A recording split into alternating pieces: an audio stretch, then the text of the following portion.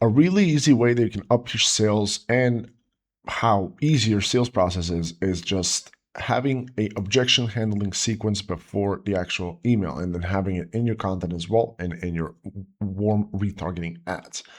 Here's how that basically looks. So you take your audience, you take a bunch of your sales calls, plop them into ChatGPT, tell it to memorize and analyze this, and then you tell it, hey, what is the most common objections that people have? I want you to analyze in depth, not just what they ask, like directly, because oftentimes they don't know what they are actually asking. You want to really dig deep into their personality, into who they are, what they do, how they operate, what the message behind their words means, and then you want to translate that into 100 objections that these people might have. I also want you to research on how you can, on this exact audience, based on which you find online, you can do deep seek for this research. It's a modus on ChatGPT. You probably know it just does like 10 minutes of research in depth and finds this stuff for you. And you tell it, give me 100 objections that these people may have based on that. And here is, for example, one for, I built kind of like a project for an ideal client of mine. I'm kind of testing out this new strategy where I just built the funnel up front and then I hand it over to them to see how that performs in terms of client acquisition. But here's what we got. So I don't believe I can, it gave me these objections. So basically, I don't believe I can change objections, which are identity-based objections, and the strongest, hardest to break. And for example, this lady helps people break out of the anxious avoiding kind of pattern. And here's how she does it. So basically, she offers people this one-on-one coaching stuff, and then they have these objections. So like, oh, I've been anxious forever. I don't think it's possible for me to change, which is very, very realistic. This is just who I am. My patterns are too deep. They're like, I'm the worst case. You can't fix me. I always ruin things. I'll just ruin this too. My nervous system is just too messed up. And these are all things that are very capable of stopping people from buying. Just turn off my phone here. Um, Sorry about that. Now, and then we have the love isn't available for me. This is like rooted in shame and emotional abandonment. Like, of course, when you're looking at this, sometimes it's gonna be like, oh, this doesn't make sense. Like, of course, love is for us, for everyone. We're all human, right?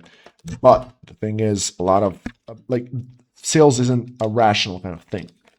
A lot of times, your clients will have objections that are rooted in emotional issues.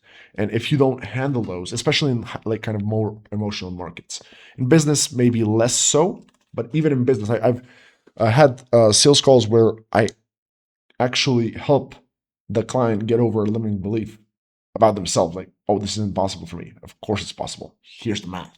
It is possible. You just gotta do it right, right? But yeah, then you have, I'm too old for love to change. I'm always the one who gets left. All these identity-based kind of objections. Then this won't work for my situation. It's my situation is worse.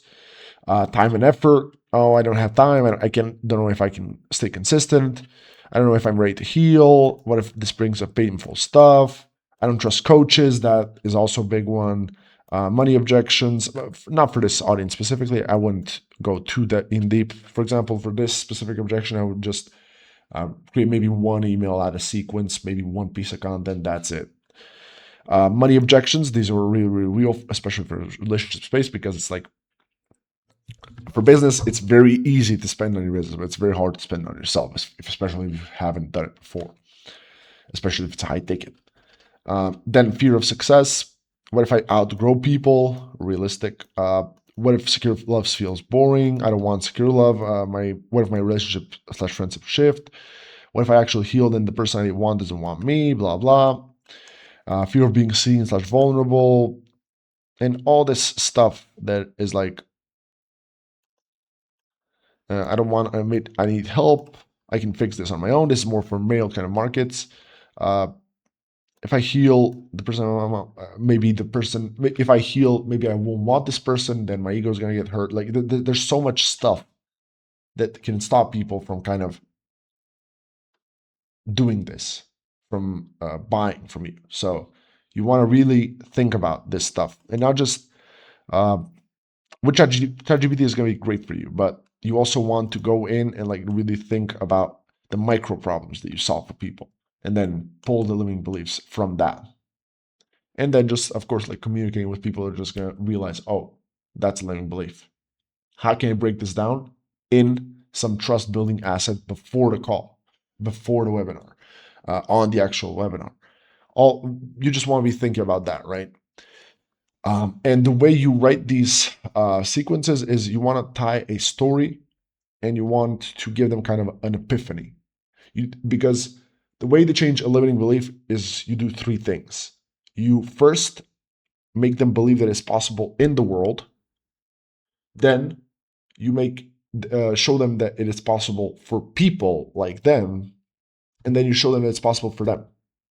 That's the sequence. You can't just jump to the third one. You have to show like it's like different levels of belief. Sometimes people believe it's possible in the world, but they don't believe it's possible for people like them. Then you show them like you're not any different from these people. Then they don't believe they believe it's possible for people like them, but then they have this irrational belief that it's just not possible for them.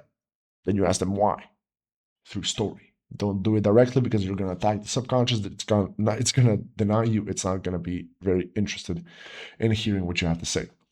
But yeah, that's a very easy way you can add a bunch of sales, make your sales team's job easier, and also have a higher close rate because, of course, you're going to have people coming to your calls pre-framed, already ready to buy versus you having to convince them on the spot.